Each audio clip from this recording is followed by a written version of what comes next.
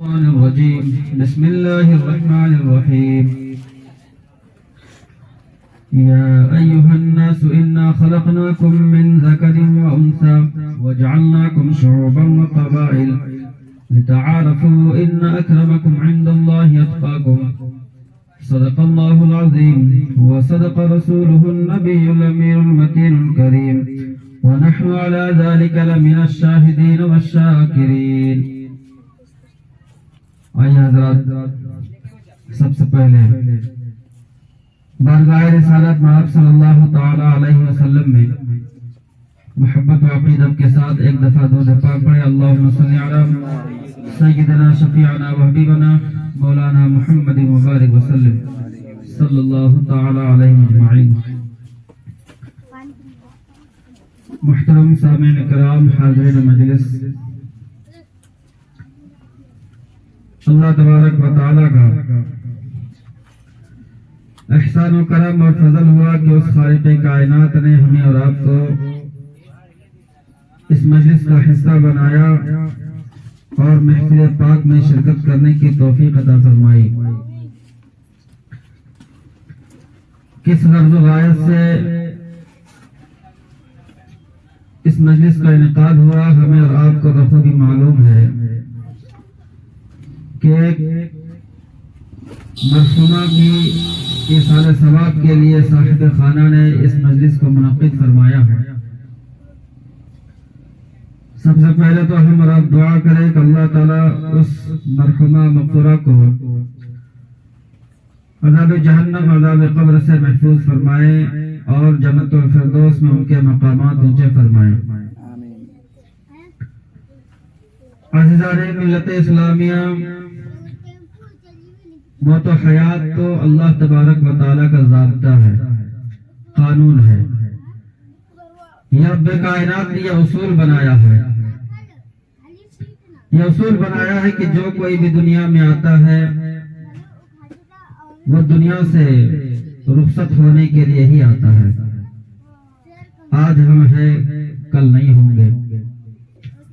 اور ہمارے بعد بھی جو دنیا میں آئیں گے ایک دن وہ بھی آئے گا کہ وہ بھی نہیں ہوں گے. یہ اصول ہے اللہ تبارک و تعالیٰ کا، یہ قانون ہے، یہ ضابطہ ہے. اور قرآن مقدس کی جو آیت تلاوت کی، اس آیت پاک کے اندر اللہ تبارک و تعالیٰ نے ارشاد فرمایا یا ایھا الناس انا خلقناکم من ذکر و انثی، کہ لوگوں ہم نے تمہیں پیدا کیا ایک مرد اور ایک عورت سے، ایک مذکر اور ایک مؤنث سے. وجعلناکم شعوبا و قبائل، تمہارے لیے شعبے بنائے، قبیلے بنائے، لتعارفوا تاکہ پہچان کر سکو.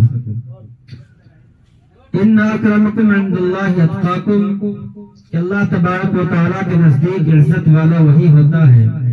جو زیادہ متقی ہوتا ہے، پرہیزگار ہوتا ہے، گناہوں سے بچنے والا ہوتا ہے. جس انسان کے اندر تقوی ہوتا ہے، پرہیزگاری ہوتی ہے، گناہوں سے جو انسان بچتا ہے، اللہ کے نزدیک وہی انسان سب سے زیادہ عزت والا ہوتا ہے. اللہ تبارک و تعالیٰ کے نزدیک مالداری کی کوئی حیثیت نہیں ہے. رب کائنات کے نزدیک حسن و جمال کی کوئی مقام نہیں ہے. اور اسی طریقے سے اللہ تبارک و تعالیٰ کے نزدیک شہر اور ملک کا کوئی حیثیت نہیں. ایسا نہیں ہے کہ کوئی انسان امیر ہے تو اپنی امیری کی بنیاد پر وہ اللہ کے نزدیک عزت والا ہو جائے. کوئی انسان حسین و جمیل ہے، خوبصورت ہے، تو اپنے حسن و جمال کی بنیاد پر اللہ کے نزدیک عزت والا ہو جائے، ایسا نہیں ہے. کوئی انسان عرب میں رہتا ہے تو اپنے عربی ہونے کی وجہ سے اللہ کے نزدیک عزت والا ہو جائے، ایسا نہیں ہے. بلکہ اللہ کے نزدیک عزت والا انسان وہی ہوتا ہے جو متقی ہوتا ہے، پرہیزگار ہوتا ہے، جو گناہوں سے بچنے والا ہوتا ہے. جو انسان گناہوں سے بچ نہیں سکتا وہ انسان اللہ کا محبوب بھی نہیں بن سکتا. بغیر گناہوں سے بچے ہوئے کوئی انسان یہ چاہے کہ مجھے رب کائنات کا قرب مل جائے، سرور کائنات کا بھی قرب مل جائے، آپ کی محبت عطا ہو جائے، آپ کی جو ہے قربت حاصل ہو جائے اور اولیاء کرام کی قربت حاصل ہو جائے، یہ نہیں ہو سکتا. انسان جب تک گناہ سے بچے گا نہیں وہ اللہ کا محبوب بن سکتا ہے اور نہ ہی رسول اللہ کا محبوب بن سکتا ہے۔ عزیزان ملت اسلامی، اسی لیے اللہ تبارک و تعالیٰ نے کئی جگہ پر یہ حکم دیا امت مسلمہ کو، اے لوگوں تقوی اختیار کرو، گناہوں سے اپنے آپ کو بچاؤ، کیونکہ بغیر گناہوں سے بچے ہوئے کوئی انسان وقت کا ولی بھی نہیں بن سکتا۔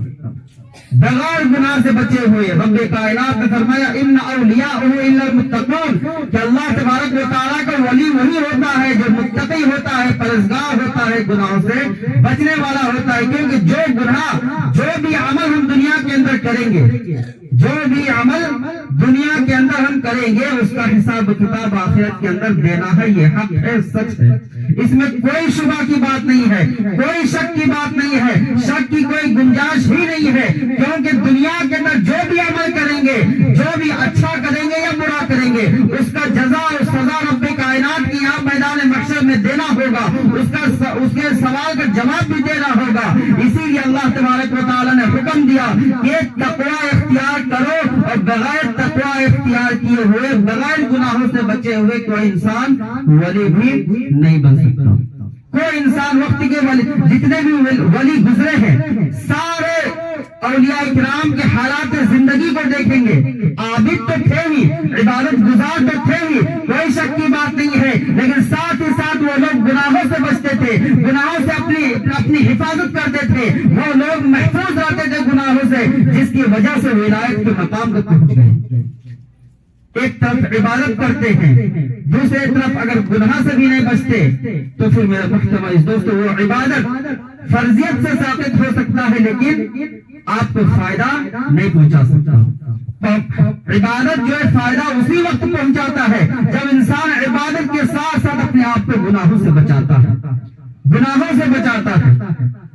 عزیزان ملت اسلامیہ، جو کہ ربیع الاخر کا مہینہ چل رہا ہے، 11ویں شریف کا بھی دن گزر گیا، حضرت غوث پاک رحمت اللہ تعالی علیہ، ان کے نام پر 11 تاریخ کو ہم نے فاتحہ کروایا۔ آپ کو معلوم ہونا چاہیے ان کا تقوی کا مقام کیا تھا، ان کے پرہیزگاری کا مقام کیا تھا۔ ان کے والد محترم تقوی کا یہ عالم تھا، ان کے والد محترم حضرت غوث اعظم رحمت اللہ علیہ کے والد محترم کے تقوی کا یہ عالم تھا۔ صرف ایک سیب کھایا تو انہوں نے، ایک سیب جو ندی سے بہہ کے جا رہا تھا، اٹھا کے کھا لیا، بھوک کی شدت کی وجہ سے، بھوک کی حالت کی وجہ سے، کیونکہ بھوک اتنی شدید تھی، بھوک اتنی زیادہ لگی ہوئی تھی کہ ہاتھ پیر جو ہے کہ کام کرنا دھیرے دھیرے بند ہو رہا تھا، کمزوری آ گئی تھی، لاغر ہو گئے تھے، اور اسی بھوک کی شدت کی وجہ سے صرف ایک سیب کھایا جو کہ ندی سے بہ کر کے جا رہا تھا۔ نہ معلوم وہ کس کا ہوگا، کسی جو ہے کہ ندی سے بہنے کی وجہ سے، کیونکہ شریعت کے روح سے اگر دیکھا جائے تو وہ سیب کھایا تو اس میں کوئی پکڑ نہیں ہو سکتی، کیونکہ کسی کے درخت سے نہیں کھایا تھا، کہیں سے توڑ کر کے نہیں کھایا تھا، بلکہ ندی سے بہ کے آ رہا تھا۔ وہی سیب انہوں نے بھوک کی شدت کی وجہ سے صرف کھا لی تھی، تو کھانے کے بعد احساس ہوا کہ یہ تو میرا سیب نہیں ہے، میں نے جو کھایا شاید یہ غلط کیا، لہذا اس شخص سے جس کے باغ سے وہ سیب آیا تھا، اسی باغ کے مالک کے پاس معافی مانگنے کے لیے چلے گئے تھے، معافی مانگنے کے لیے اس باغ کے مالک کے پاس پتا کرتے ہوئے ندی کے کنارے سے چلتے رہے، جہاں پر دیکھا کہ ایک سیب کا درخت ہے، اس کی ایک ڈالی جو ہے کہ ندی کے کنارے لٹک رہی ہے، اس نے اپنے آپ اوپر گمان کیا ہو نہ ہو اسی جو ہے کہ باغ کا سیب ہوگا، پتا کیا کہ اس باغ کا مالک کون ہے، اور پتا کر کے اس باغ کے مالک سے معافی مانگا۔ معافی، یہ تقوی کا عالم ہے، یہ تقوی کا عالم ہے۔ آج ہم ان کے پیروکار اپنے آپ کو کہتے ہیں، اپنے اس کی دیوانگی کا اظہار کرتے ہیں، اور اسی طریقے سے اس کے نام پر جو کہ اس ایثار و ثواب کے غرض و غرض سے فاتحہ دلاتے ہیں، اور عاشقان غوث الاعظم ہم اپنے آپ کو کہتے ہیں، لیکن ان کی طرز زندگی پر ہمارا ہم عمل کتنا کرتے ہیں وہ دیکھنے کی ضرورت ہے، ان کے فرمان پر عمل کتنا کرتے ہیں۔ تقوی کا یہ عالم تھا۔ امام الاولیاء، سید الاولیاء حضرت پیران پیر رحمت اللہ تعالی علیہ کے تقوی کا عالم یہ تھا، خدا کا خوف اتنا تھا، خوف خدا دل میں اتنا تھا کہ جب حج کرنے کے لیے کعبۃ اللہ کے سامنے جاتے ہیں تو خانہ کعبہ کے سامنے مطاف میں جو کہ بے تحاشا روتے ہیں، جبکہ اتنے بڑے وقت کے ولی ہیں، ولایت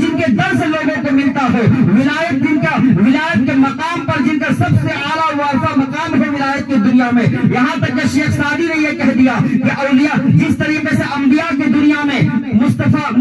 جس طریقے سے انبیاء کی دنیا میں مصطفیٰ صلی اللہ تعالی علیہ وسلم کا مقام ہے، اسی طریقے سے اولیاء کی دنیا میں غوث پاک کا مقام ہے. تو ولایت کی اتنے اعلیٰ مقام پر پہنچنے کے بعد بھی جب حج کرنے کے تشریف لے جاتے ہیں، کعبۃ اللہ کے سامنے اتنا روتے ہیں، بے تحاشا روتے ہیں، اور رو رو کر کہتے ہیں یا اللہ عبد القادر کے حالات پر رحم فرما. اتنے وقت کے ولی ہے، وقت کے ولی ہے، پیران پیر جن کا لقب ہے، جن کو امام الانبیاء امام الاولیاء سید الاولیاء کہا گیا، اولیاء کا سردار جنہیں کہا گیا، اولیاء اکرام کا امام جن کو کہا گیا، جن کو اتنے سارے القاب سے نوازا گیا ہو، غوث الاعظم کے لقب سے نوازا گیا ہو، اتنے بڑے وقت کے ولی کہاں جب جاتے ہیں حج بیت اللہ کرنے کے لیے تو کعبہ شریف کے سامنے رو رہے ہیں، بے تحاشا رو رہے ہیں. کیوں رو رہے؟ اور ان کی رونے کی وجہ سے طواف کرنے والے لوگ رک گئے ان کی دھاڑے مارنے کے انداز کو دیکھ کر، ان کے آہوزاری کو دیکھ کر اتنا آہوزاری اتنا رو رہے. اور کیا رہے؟ یا اللہ عبد القادر کے حالت پر رحم فرما. میرے محترم دوستو، ان کی رونے کی وجہ سے لوگ کیا کھڑے ہو گئے، جمع ہو گئے، اور ان کے کندھے پر ہاتھ رکھا. کسی نے ہاتھ رکھا، اور کسی نے ان کے چہرے کو، چونکہ چادر ڈھکی ہوئی تھی، چہرے کو دیکھنا چاہا. جب چہرے کو دیکھا گیا تو لوگوں نے چیخ ماری کہ یہ تو شیخ عبد القادر جیلانی رحمۃ اللہ تعالی علیہ ہے. اتنا زیادہ آہوزاری، جبکہ ان کے ولایت پر کسی کو شبہ نہیں ہے، کسی کو شک نہیں ہے، اتنے بڑے ولی ہیں، لیکن رو رہے ہیں خوف خدا کی وجہ سے. خشیت الہی اتنا ہے جو ہے کہ میرے محترم دوستو اپنی زندگی پر اور اپنے حالت پر جو ہے کہ رو رو کر اللہ تبارک و تعالیٰ سے دعا کر رہے کہ اللہ عبد القادر کی حالت پر رحم فرما. تو پتا کیا چلتا ہے؟ خوف خدا اتنا ہے جو کہ ان کو معلوم ہے، اور ہر کسی کو معلوم ہے کہ ایک دن مرنا ضرور ہے، قبر کے اندر جانا ضرور ہے، قبر سے اٹھ کر کے میدان محشر میں اٹھنا ضرور ہے، کھڑا ہونا ضرور ہے، پلسرات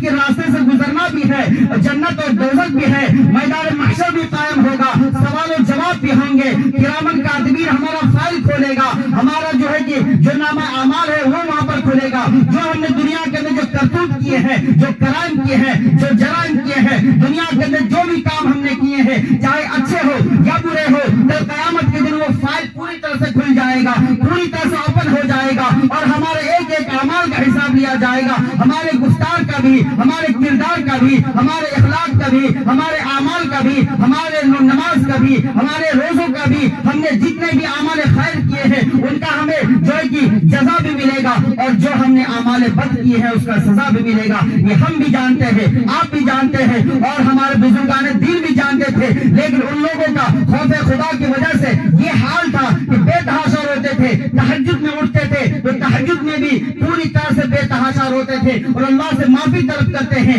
ایک ہم ہے جو ان کے پیروکار اپنے آپ کو کہتے ہیں اور ان کی دیوانگی کا اظہار بھی کرتے ہیں، اور ہم کہتے ہیں ہم اولیاء اکرام کے ماننے والے ہیں، ہم غوث الاعظم کے رحم ماننے والے ہیں، ہم خواجہ اجمیری کے ماننے والے ہیں، جو ہم اپنے آپ کو فخر سے کہتے ہیں، لیکن اپنی زندگی پر غور نہیں کرتے کہ ان کے مطابق ہماری زندگی کیسی جا رہی ہے.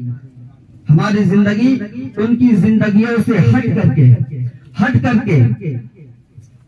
سال میں ایک دفعہ فاتحہ کروا دینے سے ہم سمجھتے کافی ہے.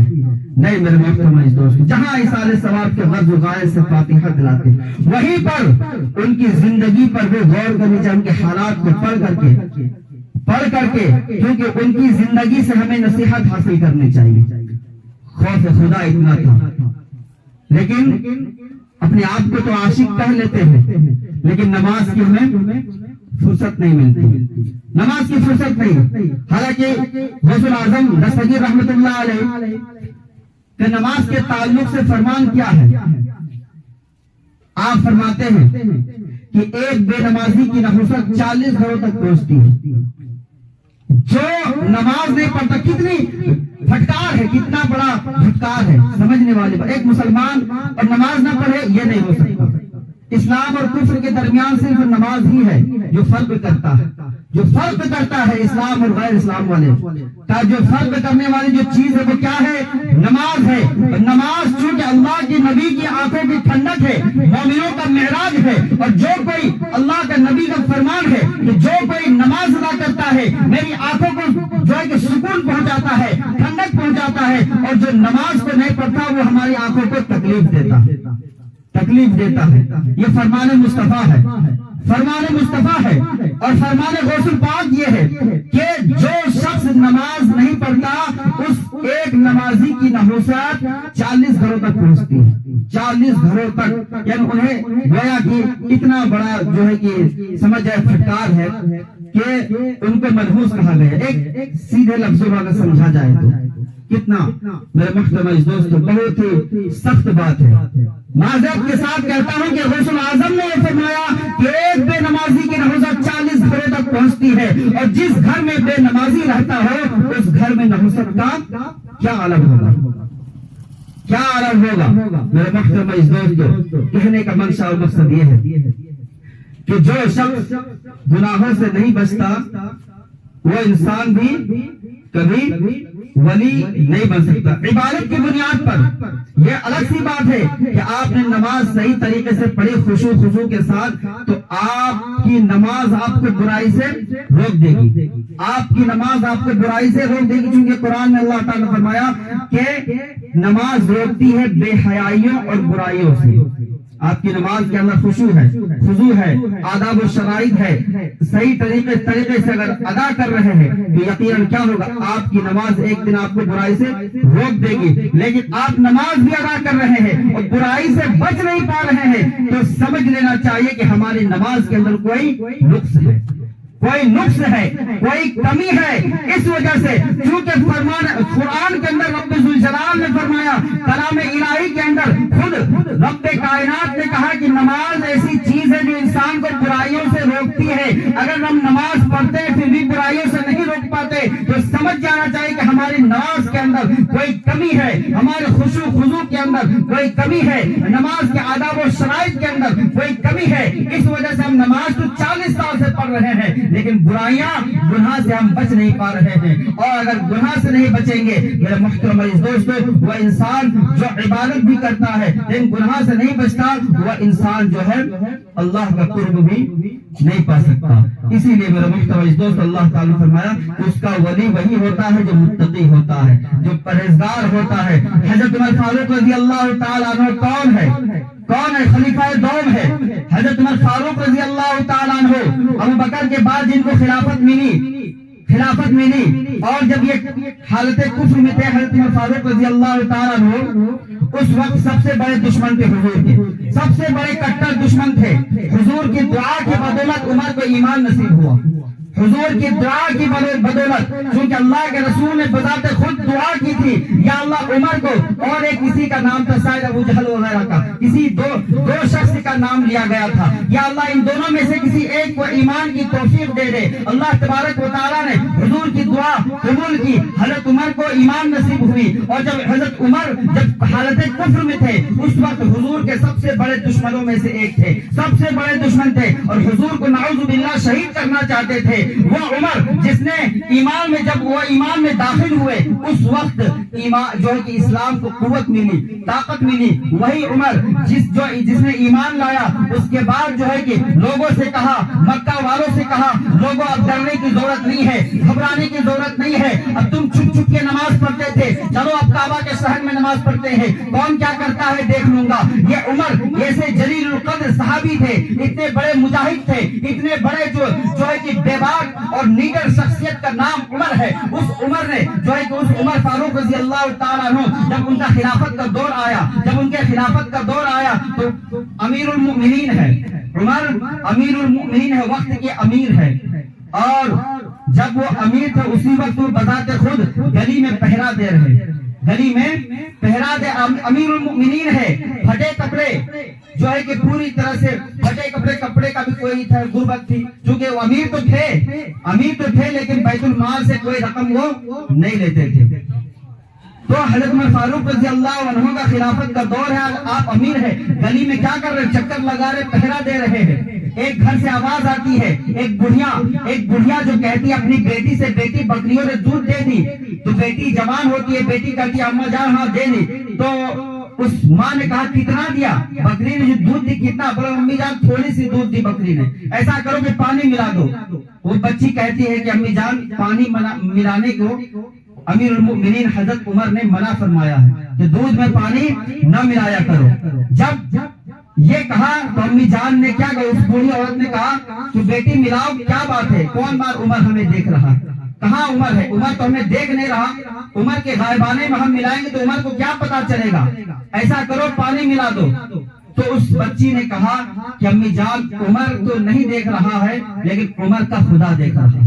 لیکن عمر کا خدا دیکھ رہا ہے، عمر سے ہم چھپ سکتے ہیں لیکن رب ذوالجلال سے نہیں چھپ سکتے، ہم سفر میں ہو، حضر میں ہو، گھر کے اندر ہو، بازار میں ہو، چوراہے میں ہو، مسجد میں ہو یا مسجد کے باہر ہو، جہاں کہیں بھی ہم جو بھی کام کر رہے ہیں خدا اس سے باخبر ہے، لہٰذا ہم عمر سے چھپ سکتے ہیں، امیر المؤمنین سے چھپ سکتے ہیں لیکن خدا سے چھپ نہیں سکتے۔ میرا محترم عزیزو، یہ ساری باتیں حضرت عمر نے سنا، اور جب سنا تو وہ خوش ہو گئے اور پتا کیا کہ وہ بچی کون ہے، وہ بچی چونکہ جوان العمر بچی تھی، اتنا خوش ہوئے کہ حضرت عمر نے اس سے اپنے بیٹے کا نکاح کروا دیا، اور نکاح کروانے کے بعد جب وہ بچی حضرت عمر کے گھر میں چلے آئے تو آنے کے بعد حضرت عمر نے اس بچی سے کہا کہ بیٹی ایک بات، ایک کام تجھے میں سونپتا ہوں، ایک کام تمہارے سپرد کرتا ہوں، جب میں خلافت کا کام کرنے کے لیے جایا کروں، جب میں اپنے آفس اور دفتر میں جایا کروں خلافت کا کام کرنے کے لیے، تو صرف میرے کان میں اتنا کہہ دینا